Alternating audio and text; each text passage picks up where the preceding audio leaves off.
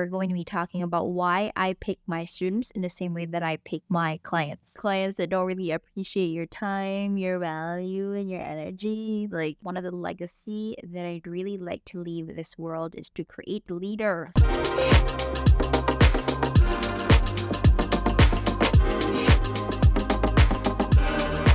Hey, what's up, you guys? Welcome back to my channel. My name is Abby Bernice. I make videos about videos, freelancing, and digital marketing. If those three things are your cup of tea, please like and subscribe and make videos whenever I want to. I'm going to be talking about something that I think a lot of online coaches out there should also do, and that is picking your students in the same way that you're picking your clients. So in a lot of cases, other coaches, most especially out here or outside of the Philippines, they call their students clients, which is definitely, but I think that also goes into the consulting part of things. So when you are a consultant, you call the people that you teach clients.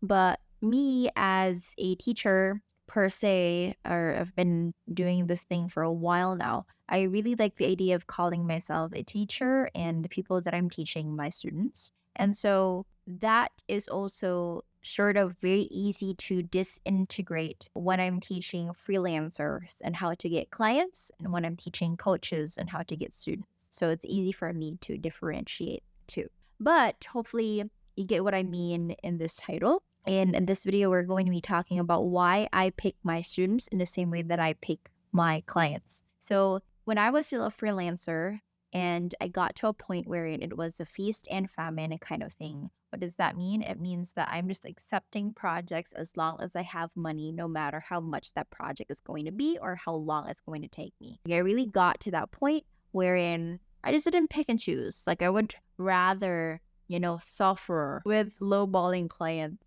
with clients that don't really appreciate your time, your value, and your energy. Like, it was that point of my life. And I just kept on accepting clients until I got to the point wherein I had one client that really became my turning point. And she said, no, you don't really need to be charging this much because you're very valuable. And that's also when I started seeing my worth or my value as a person. It only takes that way one client. And you're going to encounter that client someday soon, or you might have already encountered that very client. Good for you. That person is going to teach you what value is or what that looks like. It's like having a boss that is telling you that you shouldn't be here in this workplace and you should be going forth and looking for a greener pasture kind of thing. That is going to be that moment. I got over that very point where I was charging very low amounts and just accepting projects just so I would have projects. That was also the time when I had my breakthrough, because I realized that if I value myself enough, then my clients are also going to see that very value in me, and then everything else is just going to be a domino effect,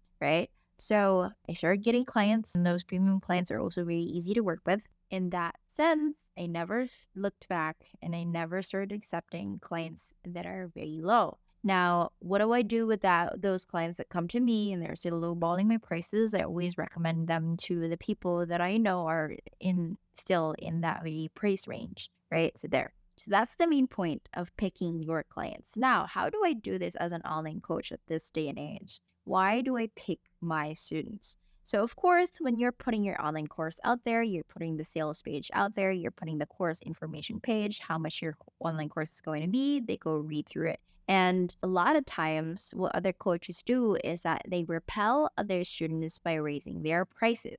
Now, in my country, as much as I want to do that, like 90% of my audience is actually here in my country where I'm living in. That's the Philippines. And so I can't really raise the price to that point because then I would be not helping them. So I'm not giving them access to the education that they actually need, right? So as much as I can, I help them. I put a price tag still, like really having the balance of putting value in my work and at the same time getting people to commit to the work that I do, right? So there's like sort of like a balance in there, but at the same time also not overcharging. So how do I actually pick my students? I don't answer their questions. Okay. So how do I do this? In the course information page or in the sales page, as every marketer would call it, I put every information that you need in there. So if I also see recurring questions in my inbox or in my email, and I always answer that very question, I put that in the sales page. I update that very sales page. And so if you ask that question again, that will get me, or that would signal me that you haven't read the sales page. And that is a red flag to me for as a teacher or as an online course creator. That means you did not read the instructions. That's one way. Second is that I put the price. Of course, you need to be price transparent when it comes to offering your online course, but there are still going to be people that it will be asking how much on your ads. I also don't reply to those people. And so I only reply to the questions that I haven't really answered in the sales page, which also happens quite often. There are still some skepticisms and worry that other people are going to have in your online course, and that's okay. You go out there, you answer them, and then just let go whatever their decision is going to be. You don't really need to hard sell them, because if you have answered their question, okay? So those are the two things that I do. I don't really increase my rate to repel, because I feel like, also especially in my country, they actually need access to those types of things. But at the same time, if you're going to be asking the wrong questions, I will never in a million years answer it. Because the quality of your life is always measured by the questions that you ask. And so if you're going to ask me how much and the information is already there, that only tells me that you're not a really good student, because you're not reading instruction. You're not reading through the entire page. You're just, Okay, I want this, or I kind of want this. Let me ask how much. If it's within my budget, then I'm going to get it. what for? Like, you should be purchasing a course that you are sure of and that you trust the person that's going to be teaching that course. And at the same time, you know what's inside, right? So you're just like, Okay, people seeing this ad, she seems nice. I like this. Okay, I'm going to see how much this is. but you have no idea what I'm even teaching. Like, You didn't have to cut me off. I could never know we were nothing. that's crazy. That's how you should be picking your students. I'm also doing something different in one of my flagship courses, the School for Online Coaches. So in TSOC, I teach people how to become online course creators. And that is one of the legacy that I'd really like to leave this world, is to create leaders that are genuine, are not just in it for the money. Or if you're in it for the money, sure, but at least, do your job as a teacher. You do your job as a leader, teach your students everything that they need to know. That's my mission in TSOC, and I really like that legacy to be spot on. And so I have a very long form before they can even enroll. So there is an application form that is consist of a 30-point question or 30-item question, with the last question being a video of you talking about why should you be accepted in my program. And I do that because I have very high standards for the people that are going into my program. And I also have very high standards on why you should be kicked out every single month in the next 5 months. And so that standard in itself is what the mission is. Like, I am here to create the next generation of leaders.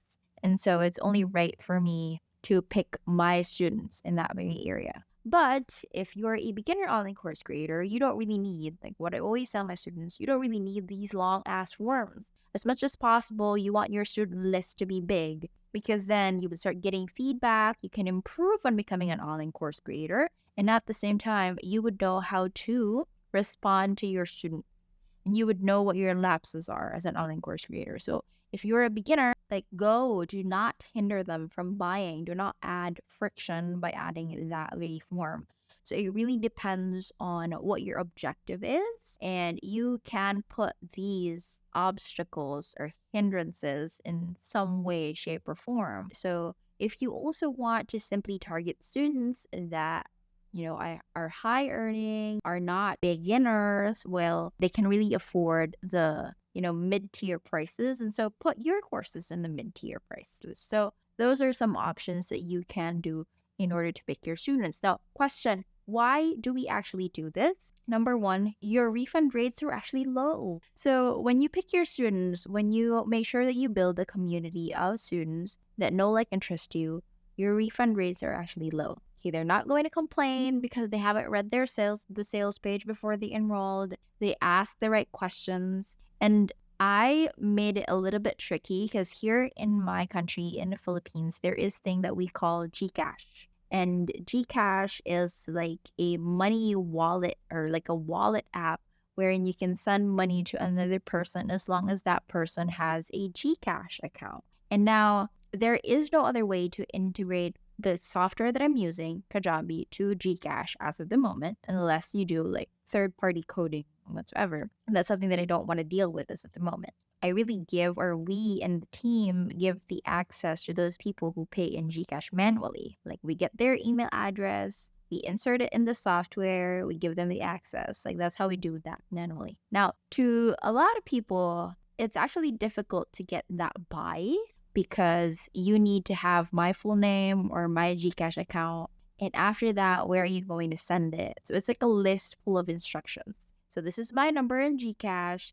After that, after paying, you need to send the proof of payment to my email address, and this is the email address. So it's like a set of instructions, right? And I didn't necessarily put that in the sales page, but you can get it when you click a certain button that will redirect you to the answer to that very question. And a lot of people are going to ask, how do I pay via Gcash? How do I pay via Gcash? And sometimes I don't even answer them because I would know for a fact that if you really want this online course, if you want this mini training by me, you're going to start wondering or start asking questions like, where do I get this without having a customer support? And it was very easy. You just really need to click a button and then it will redirect you to the checkout page. And then checkout page is where the information about the Gcash is. So it's like having a bank transfer. And then you need those routing numbers, Swift code, whatsoever. And that is indicated in the checkout page. So before you click the checkout page, you wouldn't have any idea whatsoever, right? So it takes the right type of people. So you can do these very minute things, insert them in your funnel process or in your marketing process, however you want to do it. You're also going to start creating a community of people that are, thinking differently. They think differently. Okay, that's Apple. So if you did not answer those how much questions or how do I enroll questions, like very basic ones, you're also going to start building a community of people that thinks almost like you, that has initiative, that whose decision making skills are on point and whatsoever. And so that makes it easy for you to manage your student base. Okay, so those are the advantages. And at the same time, those people, once they are satisfied, they are also going to buy more stuff from you. Okay, so those people who are usually unsatisfied, that's usually because they asked the wrong question or they haven't read through the sales page, which is very sad, but we don't need them in our student base. And so there. Yeah. So I hope that this has been helpful. I'm not sure if you're an online course creator or a freelancer, but this goes both sides, right? In the same way that you pick your clients, you also pick your students. And there you have it. Please like and subscribe, and I'll see you in the next one.